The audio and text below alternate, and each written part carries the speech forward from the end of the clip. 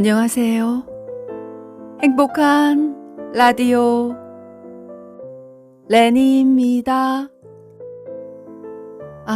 드디어 2021년 12월이 왔네요. 겨울 준비들 잘 하고 계시죠? 야밤에 듣는 야화 시리즈로 배꼽 빠지는 짧은 고금소총 5편과 해악이 넘치는 스토리로 짜여진 중편 이야기 7편, 또 마지막 세종 임금 때의 일화까지 다양하게 준비했습니다. 오늘 하루의 마무리, 베갯머리의 행복한 라디오 시작합니다.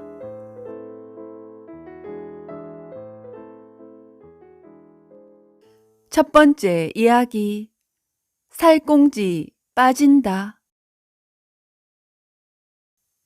옛날 어느 작은 마을에 처녀 총각이 살았다. 하루는 총각이 나무하러 산에 가보니 처녀도 마침 나무를 캐러 와 있었다.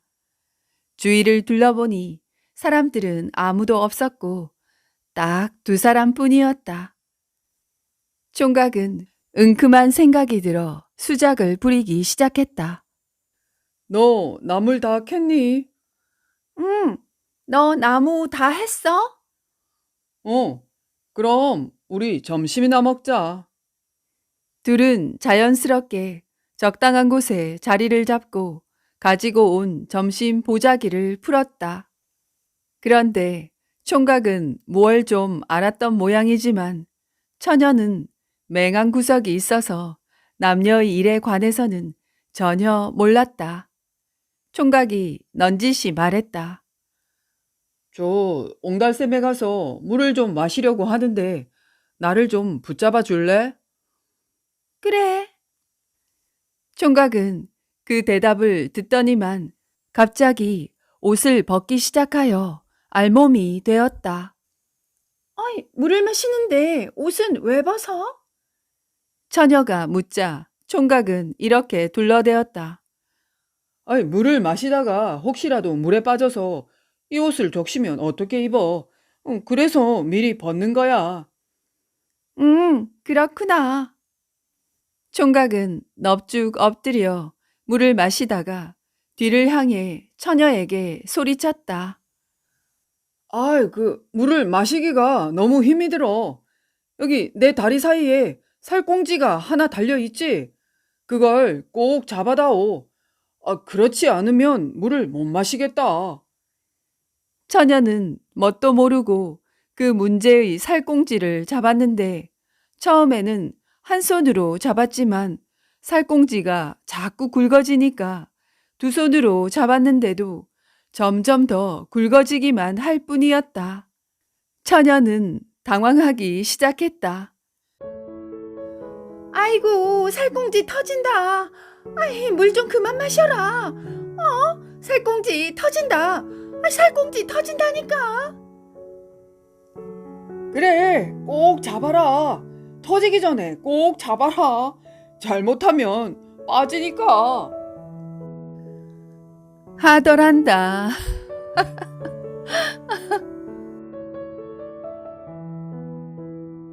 두 번째 이야기. 내 무슨 한이 있겠느냐. 한 선비가 슬하에 5살 난 딸 하나를 두었는데 매우 총명했다. 어느 날 선비 부부가 일을 치르는데 어린 딸이 깨어나 아버지의 약물을 보고 그게 무엇이냐고 물었다.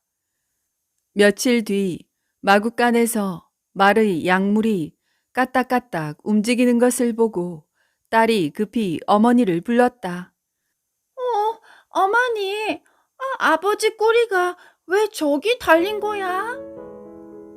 저건 말의 꼬리지. 아버지의 꼬리가 아니다. 네 아버지 꼬리가 저 말꼬리처럼 클적시면 내 무슨 한이 있겠니?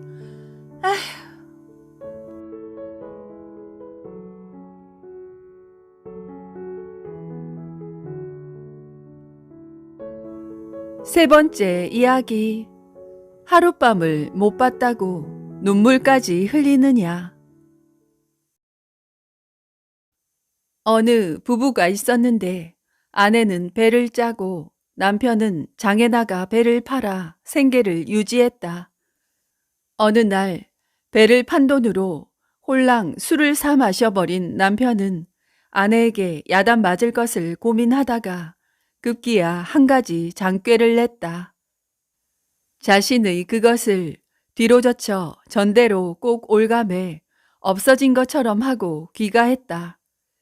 술 취한 남편이 요 위에 눕자 남편의 사타구니를 만지던 아내는 깜짝 놀라 그것이 없어진 연유를 물었다. 아이, 에그머니, 아이, 그거 어디 갔어요? 술을 마시다가 돈이 모자라 술집에 잡혀놓고 왔어. 하고 천연덕스레 대답했다. 아내는 밤을 새워 배를 짠 뒤 아침이 되자마자 배를 내주며 당장 그것을 되찾아오라고 성화였다.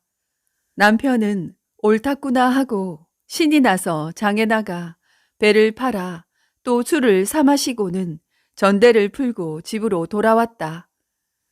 아내는 남편을 눕혀놓고 옷을 벗긴 뒤 확인을 한 다음 이렇게 좋은 것을 술값에 잡히다니 하며 애지중지 한참 쓰다듬고 만지고 하였다. 그러자 힘차게 솟아오른 남편의 그것이 그만 꺼이꺼이 출루를 하는 게 아닌가. 이를 본 아내는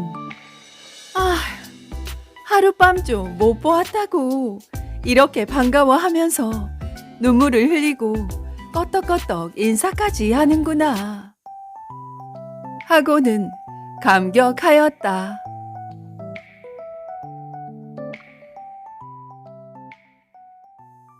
네 번째 이야기. 그 대패밤 말인데요.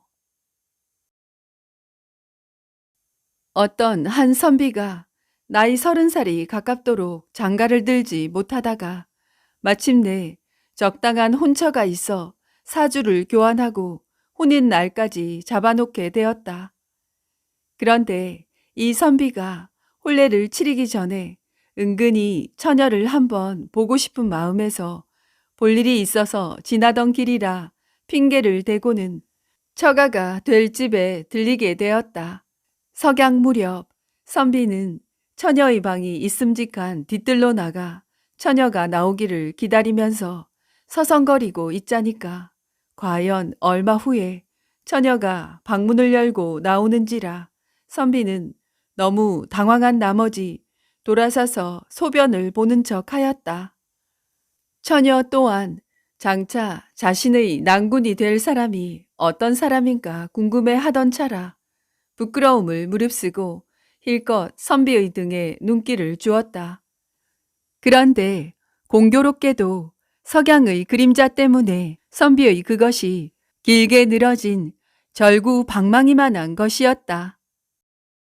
처녀는 깜짝 놀라 곧 어머니의 방으로 뛰어 들어가서는 싫어요, 어머니. 난 절대로 시집 안 갈 거예요. 왜 이러니? 왜 이래? 어서 까닭을 말해봐라. 글쎄, 전 죽고 싶지 않아요. 죽는다니. 대체 뭔 소리냐? 처녀는 방금 보았던 절구 방망이에 대해 이야기했다. 사위의 그것이 그리 우람하다면 딸에게 해가 될 것 같은 의심도 드는지라 어머니는 그날 밤 사랑채로 나갔다. 장차 사위가 될 선비에게 털어놓고 이야기한 즉 선비는 픽 웃으면서 이거 아니 장모님 왜 그런 이야기를 믿습니까? 걱정이 되신다면 직접 보여드릴 테니 잘 보십시오. 처녀의 어머니는 지체가 높은 여자였으나 딸에게 위해가 되는 중대한 문제였으므로 자세히 검사하였다. 그리고는 안심하고 딸에게 돌아가 네 난군될 사람이 네가 그리 무서워하면 대패로 좀 깎아낼 터이니 아무 염려 말라드라. 처녀는 안심하게 되었고 드디어 첫날 밤에 신랑과 신부가 운우지정을 몇 번 되풀이한 후 신부가 하는 말. 서방님, 지난번에 밀어버린 대패밥을 조금만 찾아올 순 없나요? 하더란다.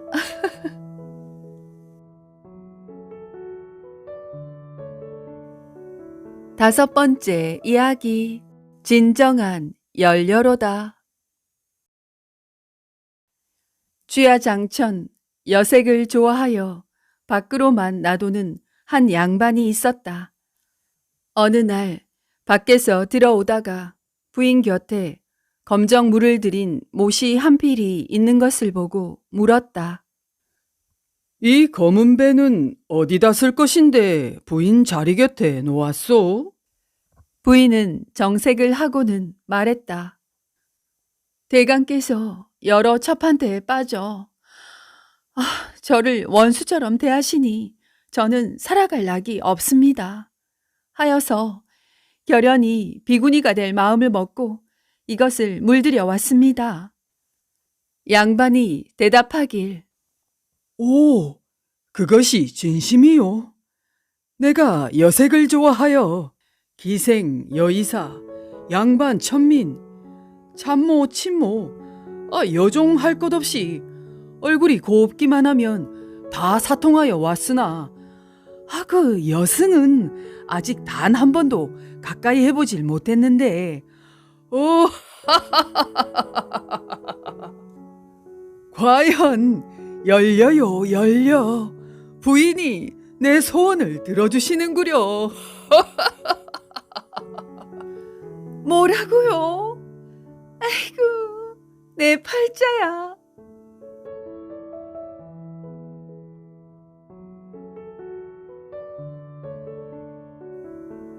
여섯 번째 이야기.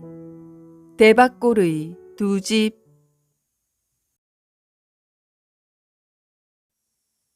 대박골엔 딱 두 집이 살고 있다. 한쪽 기와집엔 이초씨가 살고 있고 그 이웃엔 부채나 대바구니, 죽부인을 만들어 장에 내다 파는 대근이란 자가 살고 있었다. 얌전한 양반 선비 이초씨와 우락부락한 상껏 대근이는 서로 어울릴 턱이 없지만 부인네 둘은 가까운 사이다. 30대 초반의 대근이 마누라는 이초씨 부인보다 2살 아래인데다 서로 가문이 달라 마님이라 부르며 깍듯이 대한다. 이초씨의 부인은 부잣집 맏며느리 같은 우아하고 덕스러운 자태에 언제나 은은한 미소를 띠면서 입이 무거워 말을 아낀다. 얼굴이 제법 곱상한 대근이 마누라는 수다쟁이다. 마님, 제 얘기 한번 들어보세요. 글쎄, 쌍놈 아니랄까봐 툭하면 입에 담지 못할 욕지거리를 퍼붓고 이렇게 사람을 개잡듯 두드려 팹니다. 박물장수한테 대바구니 한 두름 주고 밥값은 한 통 샀다고 그 지랄을 떨지 뭡니까? 멍든 눈에 달걀을 문지르며 아이고, 내 팔자야. 그 짐승하고는 못 살겠어요. 하자 이초씨 부인은 바느질하며 빙긋이 웃기만 한다.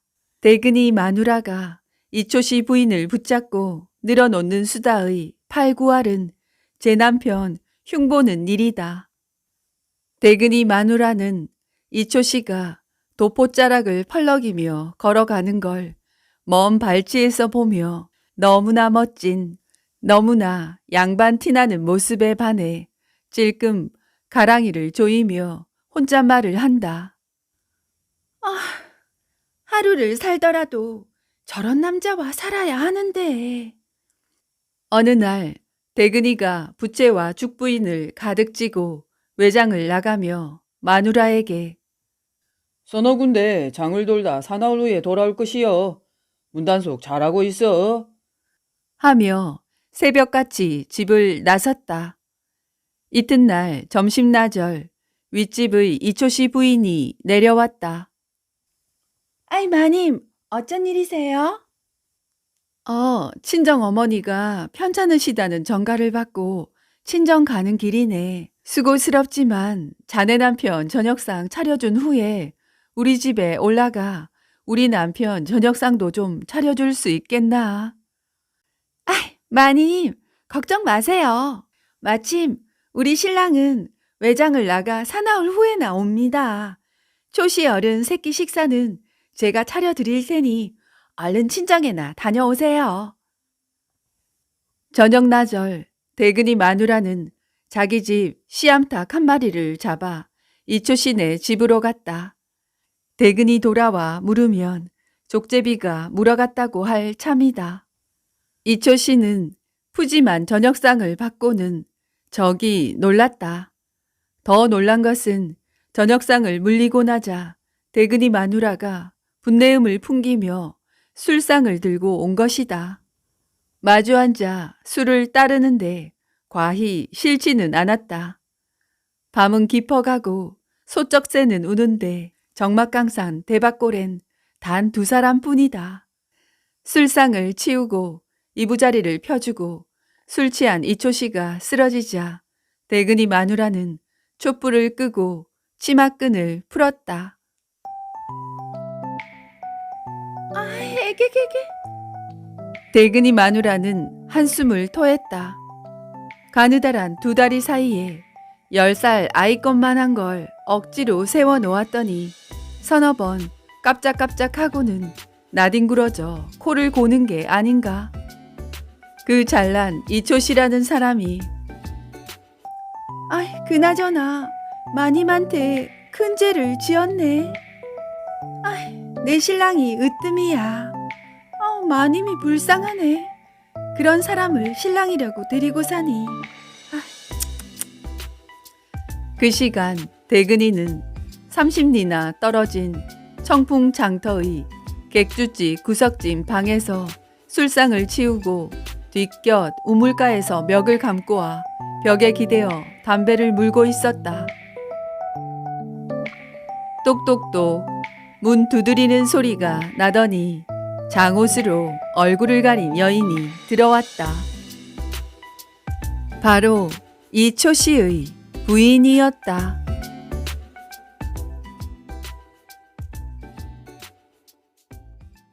7번째 이야기. 털보와 마누라. 동짓딸이 되면 천석군 부자 배진사댁 사랑방은 법석거린다. 배진사는 양반으로 학식이 높고 부도 넘치지만 가슴은 차갑다. 그래서 배진사 집에서 한 해 머슴살이를 하고 나면 세경을 받아 떠나버리는 게 다반사다. 부창 부수라 안방 마님 역시 대갓집에서 시집와 조신하지만 인정머리가 없었다. 몸종 참모가 툭하면 나가버리는 것이다. 배진사가 면접을 하다가 한 부부를 보고 자세를 고쳐 앉았다. 30대 중반의 남자는 건장한 몸에 수염이 덥수룩했고 마누라는 얌전하지만 미모가 빼어났다. 그래, 여기 오기 전에는 무엇을 했는고?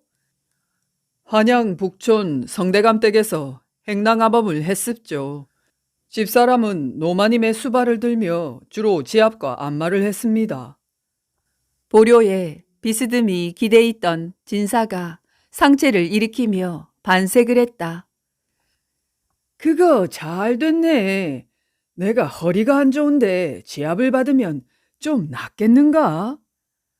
털보 서방이 미간을 찌푸리며 대답을 못하자 예, 나으리.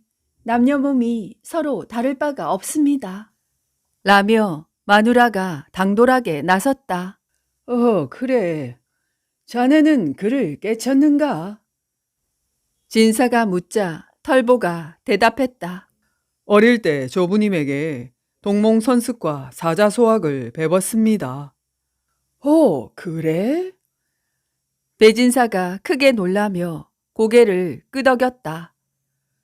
자네는 우리 집 살림을 맡아 집사로 일하게. 진사는 털보 내외의 살림집을 대문 코앞에 마련해줬다. 털보가 치부책을 손수 일일이 만들어 곡간 재고량과 전답의 목록, 소작인 인적 사항 등을 엮어 진사에게 보였다. 진사는 고개를 끄덕이며 크게 만족했다. 털보 마누라는 지압을 아주 잘했다. 지압을 받고 난 진사가 아이고, 좋아, 좋아. 몸이 날아갈 듯 하네.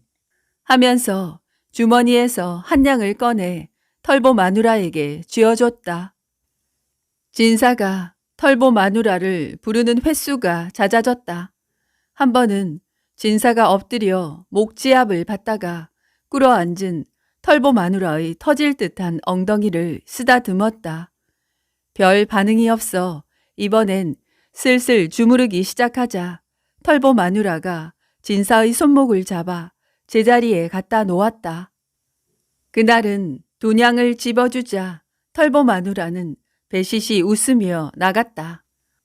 다음 날부터는 엉덩이를 만지는 것은 예산일이 되었고 손은 털보 마누라의 치마 밑으로 드나들기 일쑤였다. 안방 마님에게 털보 마누라는 눈의 가시다. 배진사가 지압을 받고부터는 2달이 지났는데도 안방으로 발걸음조차 없는 것이다. 하루는 안방 마님이 사랑방으로 배진사를 찾아가 말했다. 날이 글피가 친정아버님 생신입니다. 함께 가셔야겠지요. 그러자 배진사가 서슴없이 대답했다. 부인만 다녀오시오. 나는 허리가 아파서 걷지도 말을 탈 수도 없다는 걸 부인이 잘 알잖소.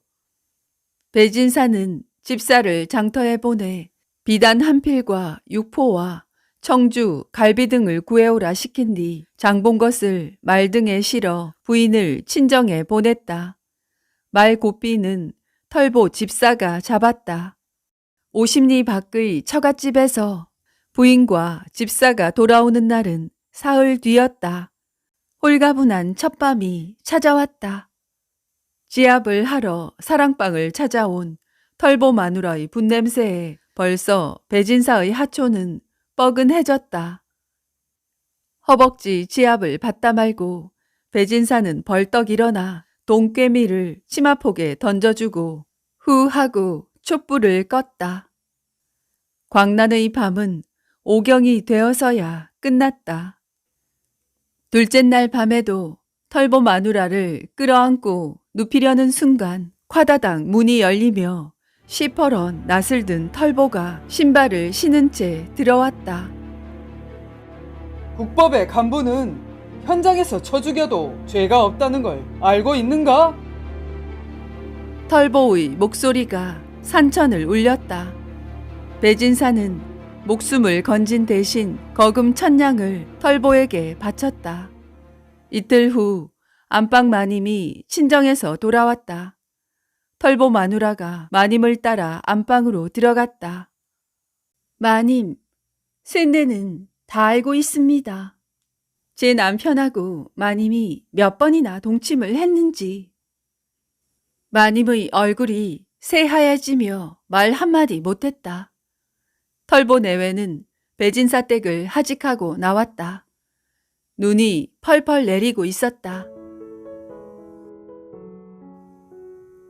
남촌댁 안방마님한테 얼마를 뜯어냈소? 폐물함을 몽땅 털었지요. 우리 기왕 이렇게 된 거 우리 가시버시로 살면 어떻겠소? 남촌댁. 그런 소리 마시오. 조강지처를 버리고 잘 되는 사람 없소. 아이들과 마누라 선물 사서 빨리 집으로 가시오. 나는 한의원에 가서 산삼과 녹용을 사서 들어 누워있는 우리 남편을 일으켜 세울 참이요. 삼거리에서 둘은 갈라섰다. 또 좋은 건 있으면 연락 주시오. 남촌댁이 고개를 돌려 또렷하게 말했다.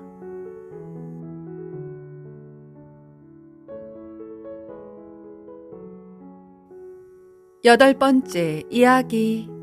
맨손으로 얻은 재산. 평안도 어느 마을에 정대감이라고 불리는 토반이 있었다. 선대로부터 물려받은 재산이 적지 않아 마을에서 행세께나 하고 사는 무식한 위인이었다. 나이 환갑이 넘었지만 먹을 것이 충분하고 몸이 편하니 소일거리가 오입이라 소실이 자그마치 10이 넘건만은 이번엔 자기 집 머슴인 양서방의 처 옥분이에게까지 눈독을 들였다. 그러나 호락호락하지 않고 절개가 굳어 뜻을 이루지 못했는데 더 이상 욕정을 참을 수 없게 된 정대감은 한 계책을 내어 마침내 양서방을 불렀다. 여보게, 양서방. 내 나이 6순이어서 몸이 점점 쇠약해지는 것 같으니 아무래도 몸보신을 해야겠네. 이럴 땐 산딸기가 최고라고 하니 오늘 깊은 산중에 들어가 딸기를 서말 서대만 따와야겠네. 때는 엄동설한 산허리가 눈에 묻히고 살을 애는 바람이 봉창을 두드리는데 딸기를 따오라는 것이었다. 그러나 양서방은 공손하게 대답했다. 네, 그러겠습니다. 아이, 고맙네. 만약 자네가 딸기를 서말 서대 따가지고 온다면 내 재산의 절반을 뚝 떼어 자네에게 주겠네. 하지만 만약 나오지 못하면 대신 자네의 것을 나에게 주어야 하네. 네, 알아 모시겠습니다. 자네 처라도 말인가? 그렇게 하십시오. 정대감은 희색을 감추지 못하고 돈 20냥을 양서방의 무릎에 던져주며 사뭇 생새까지 내었다. 그러나 양서방이 정대감의 검은 속을 모를 리가 없었다. 정대감 앞에서 물러나온 양서방은 자기 처 옥분이에게 귓속말로 몇 마디 일러주고 산으로 떠났다. 그런데 이튿날 새벽같이 양서방이 돌아왔다. 대감님, 돌아왔습니다. 딸기는 따왔느냐? 제 말씀 좀 들어보십시오. 첩첩산중을 헤매며 찾아다녔더니 한 곳에 딸기가 무더기로 열려있는 게 눈에 띄지 않겠습니까? 그래서 그것을 따려고 가까이 갔더니 어찌나 독사들이 득실거리는지 하마터면 물려 죽을 뻔했습니다. 그래서 마음속으로 표시만 해놓고 왔습니다. 헤, 뭐라고 이놈?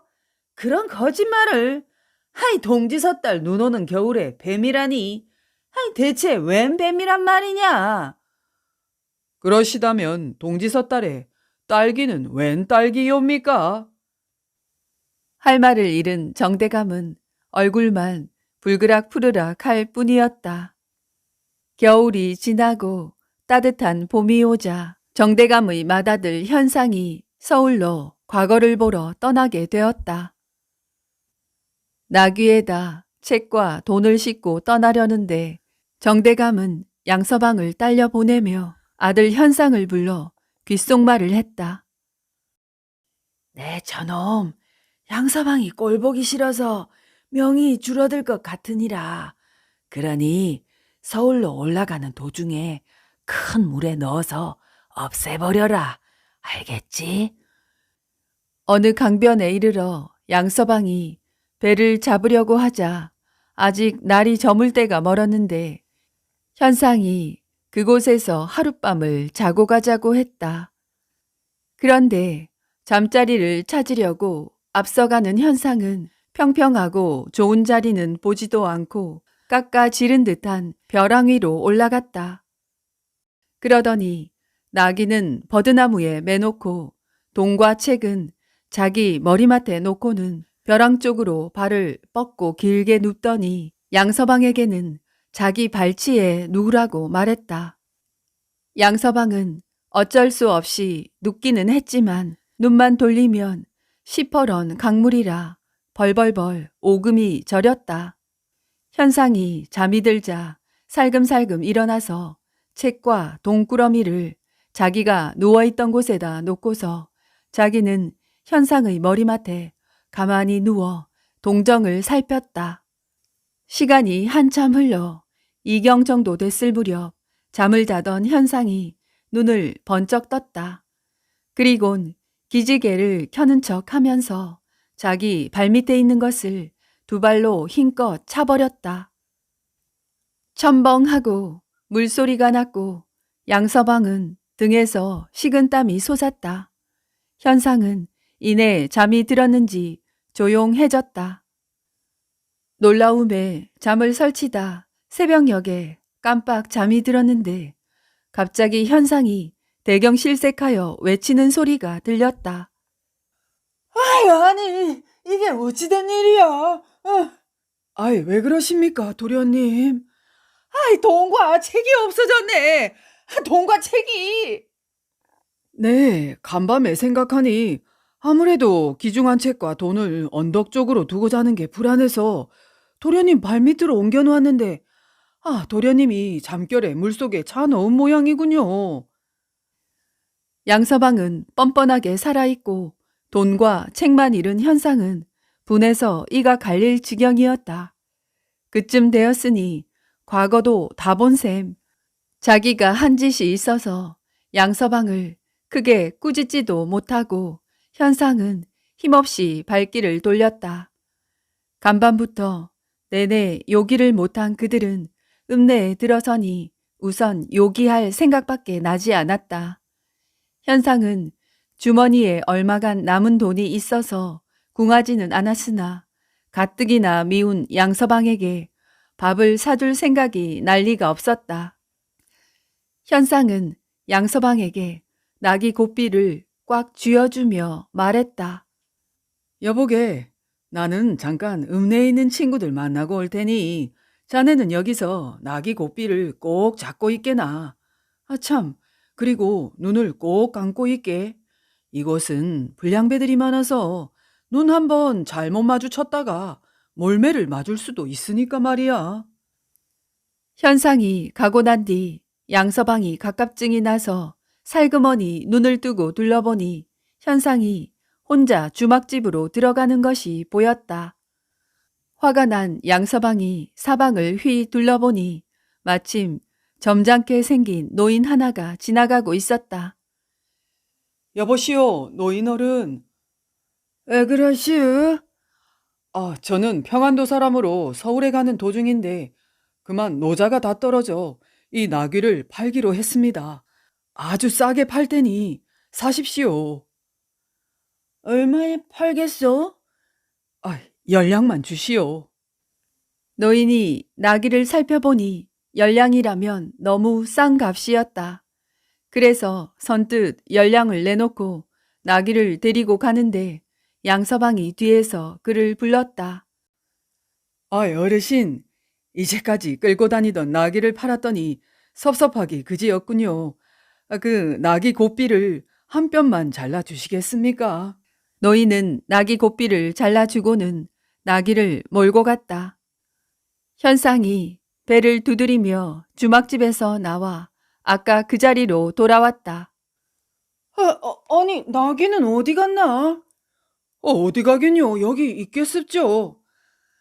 이놈아, 눈을 뜨고 똑똑히 봐라. 양서방은 그제서야 눈을 뜨고 크게 놀라는 신용을 하며 혀를 찼다. 이 제기랄. 어떤 놈이 고삐만 자르고 나귀를 훔쳐갔군.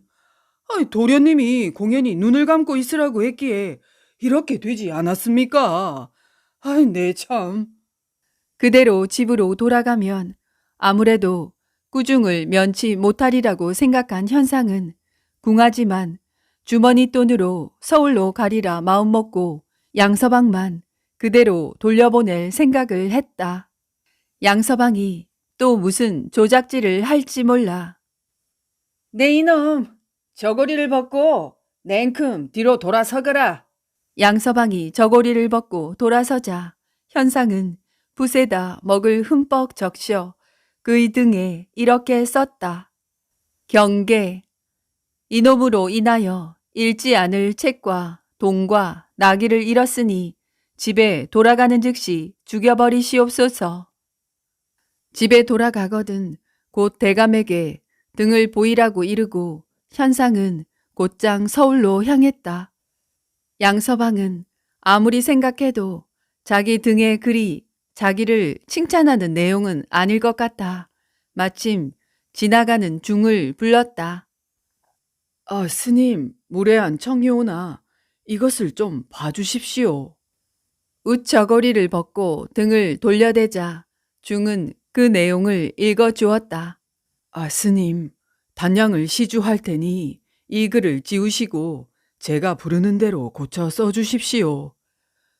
그리하지요. 경계. 양서방으로 인하여 잃을 책과 돈과 나귀를 얻었으니 집에 돌아가는 즉시 기와집 한 채와 논밭을 주어 잘 살게 하여 주시옵소서. 양서방은 의기충천하여 집으로 돌아와 대감에게 그 글을 보여주었다. 당연히 죽었으리라 믿고 얼마 후엔 옥분이를 소실로 맞아들이려고 작정하고 있던 정대감에겐 청천벽력과도 같은 소리였다.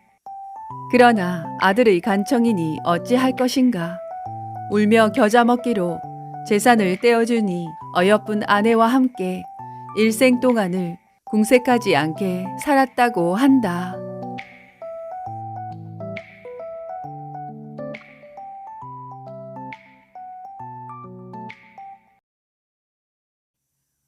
아홉 번째 이야기. 3월이. 충신 유대감이 억울하게 누명을 쓰고 사약을 받았다. 가솔들은 물론이고 노비들도 하늘이 무너질 듯한 청천벽력에 대성통곡을 하였다. 어질고 대범했던 유대감은 생전에 한 번도 노비들에게 매를 대지 않았고 심한 꾸지람을 하지 않았다. 충신인 유대감을 몰아낸 붕당의 수계였던 권대감은 유대감댁 노비 6을 자기 집으로 데려가 문적을 바꿔버렸다. 남정네 2과 계집종 4은 권대감댁 노비가 되었지만 마음은 아직도 죽은 유대감에게 가 있어 툭하면 모여서 눈물을 흘렸다. 그러나 계집종 중에서 가장 어리고 얼굴이 반반한 3월이는 슬픈 기색 하나 없이 생글생글 웃으며 권대감의 안방 마님에게 입속의 혀처럼 굴었다. 어느 날 권대감 내외가 출타했을 때 노비들이 모여서 3월이를 힐책했다. 내 인연, 네 아비가 중병이 들었을 때 유대감께서 의원을 보내 살려주지 않았느냐? 니년이 그 은혜도 모르고 원수에게 그렇게 아첨할 수 있느냐? 나이 지긋한 행랑 아범이 꾸짖자 3월이는 얼굴을 바짝 치켜들고 옛 주인을 잃은 것은 하늘의 뜻이요. 어느 누구라 해서 우리 주인이 못되라는 법이 있소? 마땅히 새 주인을 잘 섬길 일이지 지금 와서 저 순간 옛 주인을 생각해 못하겠소? 철썩하고 행랑 아범이 귀싸대기를 올리자 여종들이 달려들어 3월이의 머리카락을 쥐어뜯었다. 그때 권대감의 안방 마님이 들어왔다. 상황을 파악한 안방 마님은 3월이에게 손찌검한 노비들에게 엉덩이가 터지도록 매질을 했다. 그 일이 있고 난 후 3월이는 더욱더 안방 마님의 신임을 얻어 아나무인에 기고만장하게 되었다. 세상을 호령하던 당대의 세도가 권대감에게도 저주의 아문이 드리워지기 시작했다. 매일 밤 꿈속에 유대감이 나타나 권대감을 노려보다가 사라지고 어떤 날 밤엔 권대감의 목을 지그시 밟았다. 사람 살려. 권대감은 바짝바짝 말라갔다. 50리 밖의 용하다는 의원까지 모두 불러 온갖 처방을 하였지만 백약이 무효였다.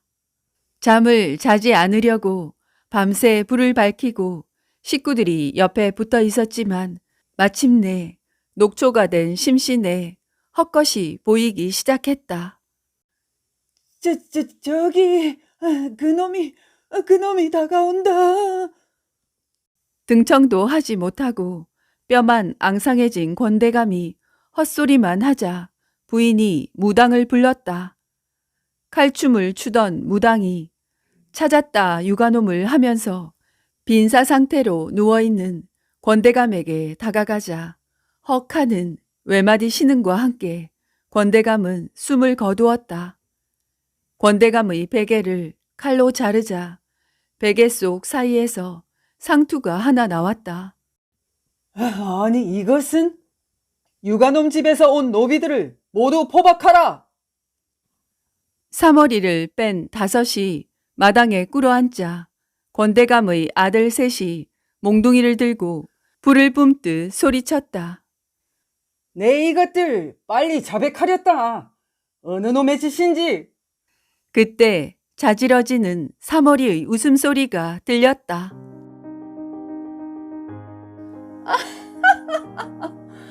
원수의 베개 속에 주인의 상투를 넣은 것은 바로 나이다. 뭐라? 사머리가. 뒤로 나자빠질 듯 모두 놀랐다.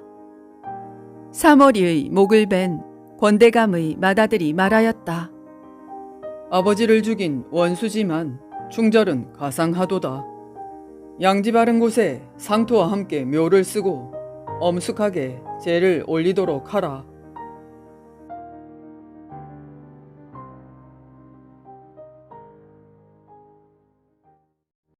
열 번째 이야기. 친구가 몇이요? 정진사는 무골 호인이고 한평생 살아오며 남의 가슴에 못 한 번 박은 적이 없었다.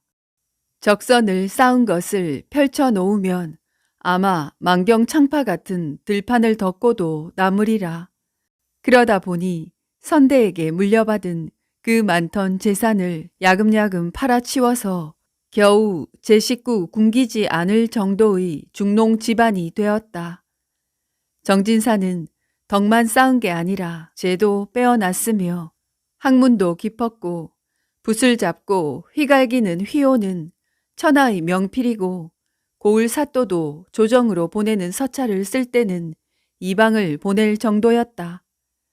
정진산의 사랑방에는 언제나 선비와 문사들의 발길이 끊이지 않았으며 부인과 홍기찬 딸 둘은 허구헌 날 밥상 술상을 차려내려 사랑방에 들락날락하는 것이 일과였다. 어느 날 오랜만에 허법 스님이 찾아왔다. 잊을만 하면 정진사를 찾아와서 고담을 나누고 바람처럼 사라지는 허법 스님을 정진사는 항상 스승처럼 대했다. 그날도 사랑방엔 문사들이 가득 차서 스님이 처마 끝 디딤돌에 앉아서 기다리자 손님들이 눈치채고 우르르 몰려 나가자 스님과 정진사가 곡차상을 가운데 두고 서로 마주 앉았다. 정진사는 친구가 도대체 몇이요?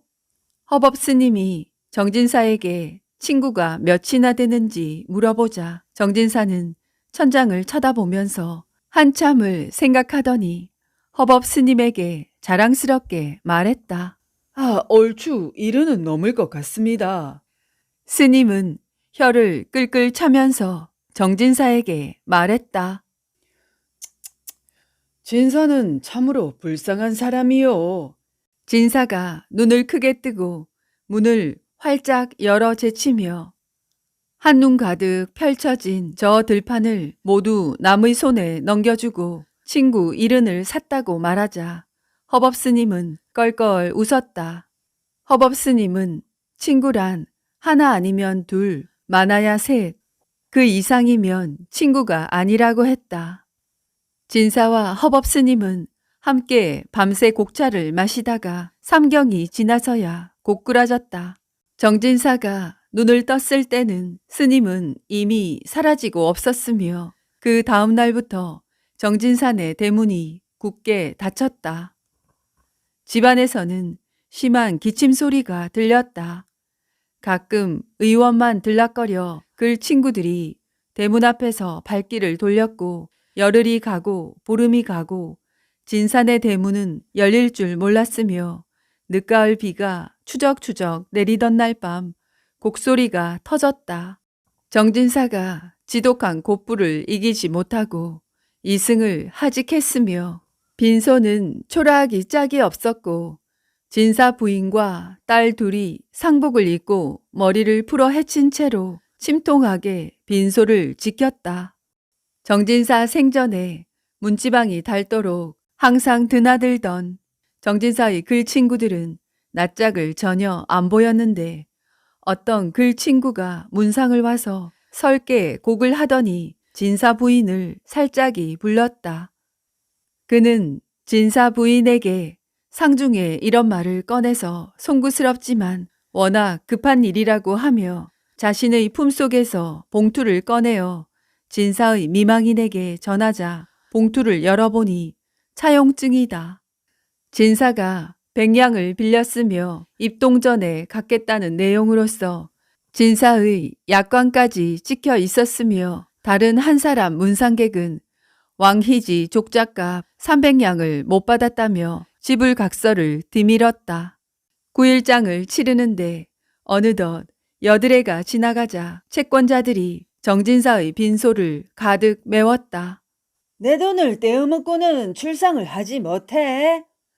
아이고, 빚도 안 갚고 저승에 도망치면 어떡해? 빈소에 죽치고 앉아서 다그치는 친구들은 낯이 익었다. 그때 스님이 목탁을 두드리며 들어와 미망인이 들고 있는 한 뭉치 빈문서를 낚아채고 병풍을 향해 고함쳤다. 스님이 정진사에게 일어나서 문전 옥답 던지고 산 친구들에게 빚이나 갚으라고 말하자 병풍 뒤쪽에서 삐거덕 관뚜껑 열리는 소리가 나더니 정진사가 걸어 나왔다. 정진사의 빚쟁이 친구들은 혼비백산 신발도 신지 않은 채 걸음아 나 살려라 도망을 쳤으며 정진사의 만류에도 불구하고 허법 스님은 빈문서를 든 채 고을 사또에게로 찾아갔다. 이튿날부터 사또의 호출장을 받은 진사의 빚쟁이 친구들 모두가 벌벌 떨며 하나씩 동원들의 사또 앞에 서게 되었다.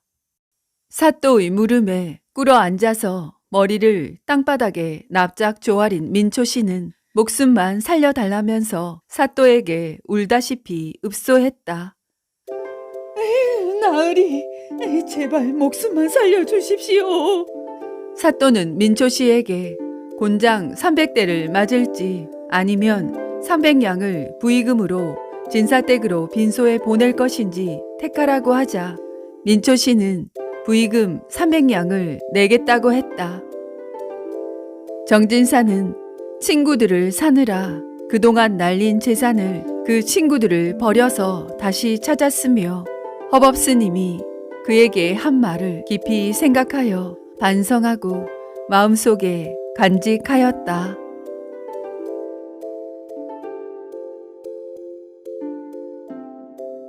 11번째 이야기.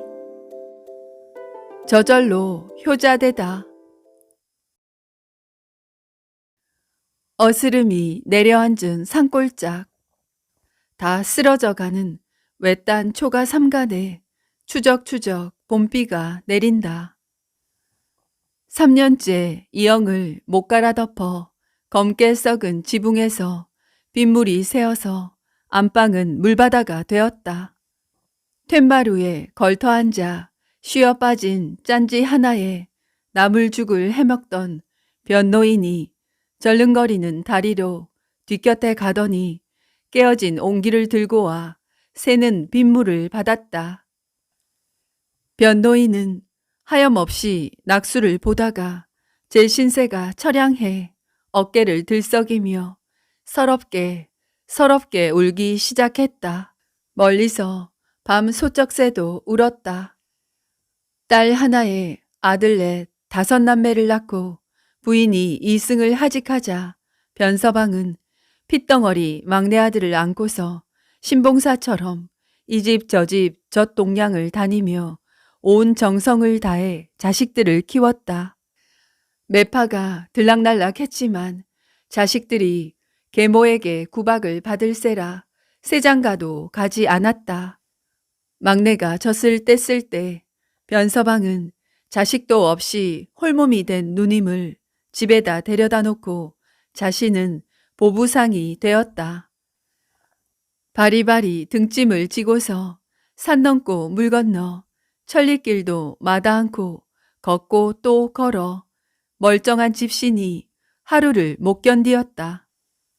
다른 보부상들이 주막에서 술판 노름판을 벌여도 변서방은 일찍 잠자리에 들어 아이들 생각만 하다가 잠이 들곤 했다. 서너 달 만에 집에 올 때면 모은 돈을 몽땅 누님에게 맡기며 아이들 남부럽지 않게 키우라 신신당부했다. 오남매는 부잣집 아이 못지않게 좋은 옷 입고 서당에도 다녔다. 어미정 모르고 자란 아이들이라 일찍 시집 장가를 보냈다. 몇 댁이 남지 않은 논밭을 모두 팔아 살림을 차려주고 빚을 얻어 혼수를 장만했다. 혼인시키느라 진 빚은 보부상 발품을 팔아 갚아 나갔다.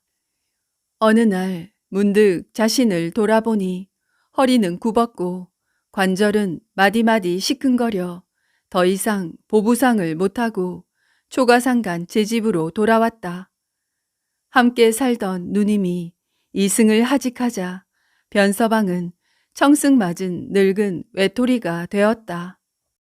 변서방은 손수 나물죽을 끓이고 빨래하고 외롭게 혼자 사는 것은 이골이 났지만 그의 가슴속을 꽉 채운 슬픔을 이기기는 힘들었다.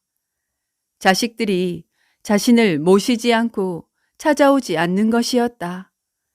변서방은 젊어서부터 입이 무거웠는데 세월이 갈수록 더더욱 입을 닫았다. 어느 날 아랫동네 대장간에서 이상한 물건을 만들기 시작했다. 커다란 쇠상자 속에 작은 쇠상자, 그 속에 더 작은 쇠상자를 넣고 상자마다 튼튼한 자물쇠를 채웠다. 사람들이 궁금해서 수군거리는데 대장간 주인도 주문한 사람이 변서방이라는 것밖에는 용도를 몰랐다. 장정 넷이 목도를 해서 쇠상자를 변서방 초가상간 안방으로 옮겨놓자 변서방은 상자에다 이불을 덮었다. 하나둘 자식들이 찾아오기 시작했다. 비단 마고자를 지어오는 며느리, 쇠고기 산적을 해오는 며느리, 보약을 지어오는 아들 녀석, 30리 밖의 딸년도 어떻게 소문을 들었는지 떡 한 고리에 꿀단지를 들고 왔다. 자식들이 서로 제 집으로 모시겠다고 해 변서방 사지가 찢어질 판이 되었지만 그는 고개를 저었다. 그렇게 5년을 호강하다가 변서방은 죽었다. 사무제도 지내기 전에 자식들은 온 집안을 뒤져 다락 구석에 숨겨진 열쇠를 찾았다. 쇠 상자를 열고 또 열었다. 맨 마지막 상자를 열자 자식들이 어릴 때 차던 기저귀들이 차곡차곡 쌓여 있었다.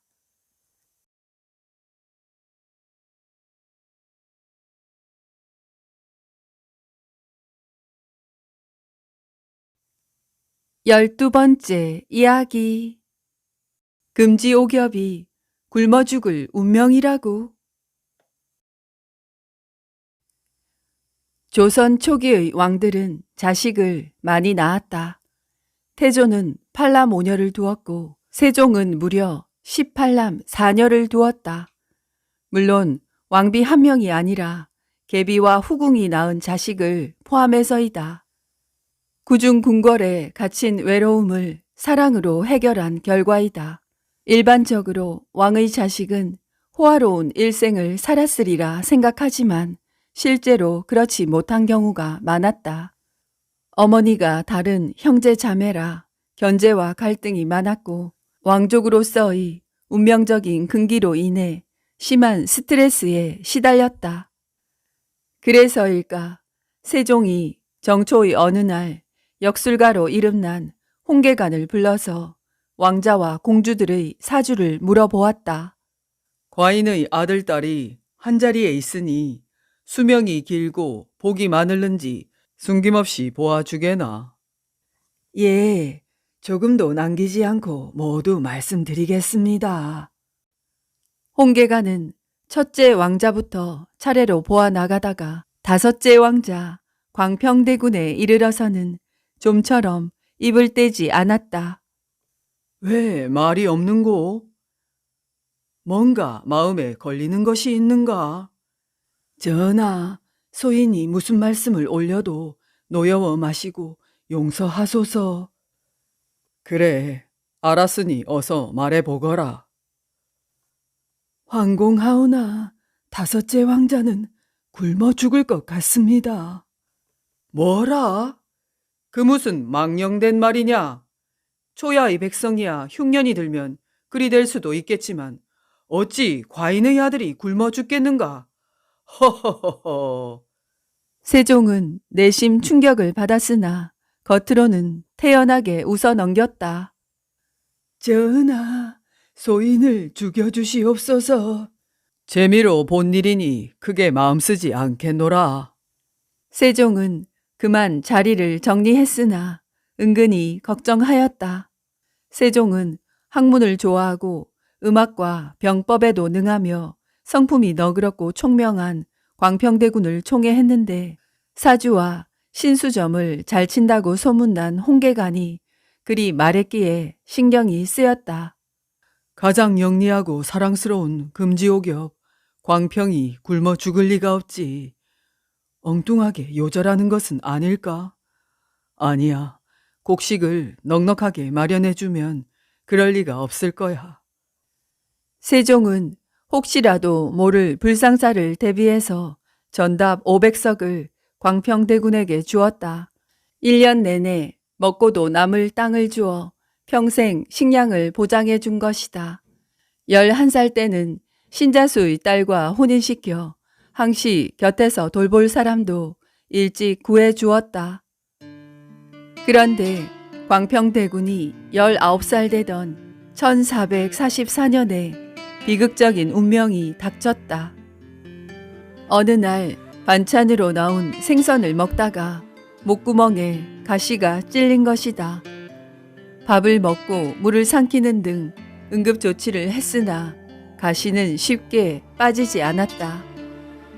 어이가 와서 살펴보고 장안의 용하다는 의원들이 차례로 다녀와서 여러 처방을 내렸지만 아무 소용이 없었다. 아니, 가시 하나 뽑지 못하면서 무슨 어이란 말인가?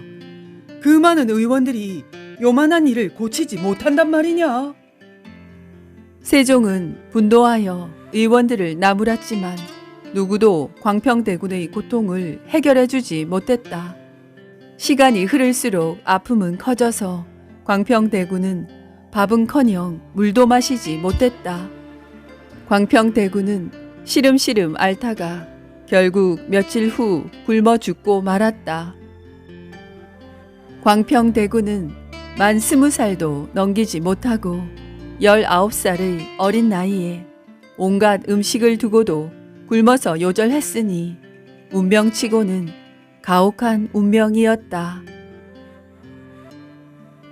다음 이야기도 홍계관에 대한 일화입니다. 13번째 마지막 이야기. 참을 인자 셋이면 살인도 면한다. 홍계가는 조선시대를 통틀어 가장 널리 알려진 점쟁이로서 세종 때부터 세조 때에 이르기까지 활약했다. 점술이 신통방통하여 그의 이름을 팔아먹고 사는 맹인 점술가가 많았기에 홍계가는 맹인 점술가의 시조로 여겨지고 있다. 어느 날 홍계간에게 한 젊은 선비가 찾아와 평생 신수점을 봐달라고 부탁했다. 홍계간은 점을 친 후 조심스레 말했다. 장차 천하의 이름을 떨치고 부귀할 상이요. 하지만 자칫 실수로 사람을 죽이고 그제로 평생을 망칠 수도 있겠소. 그렇소? 그렇다면 그 화를 피할 방법은 없겠소? 한 가지 있기는 하오만 선비께서 행할 수 있을지 모르겠소이다. 말씀해 주시오. 네, 반드시 지키리다.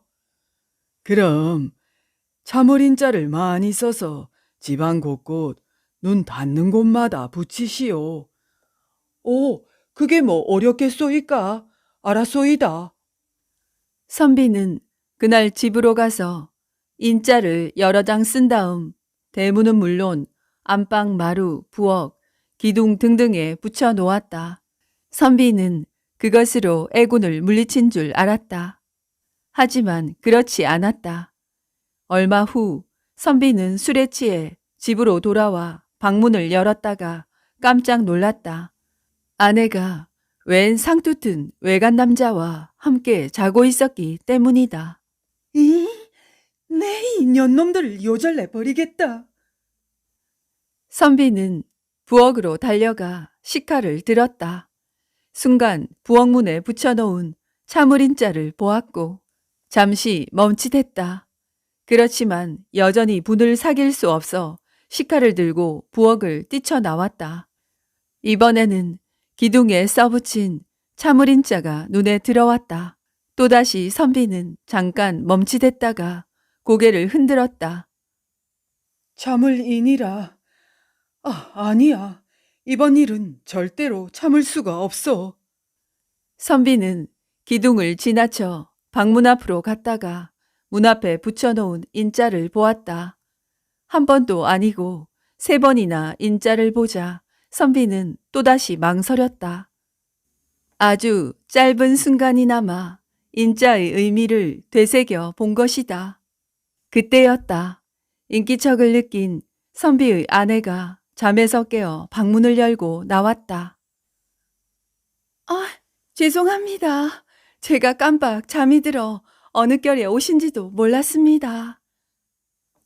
선비는 아내의 인사를 무시하고 씩씩대면서 다짜고짜 물었다. 방 안에 상투 튼 놈은 누구요? 네? 상투라니요?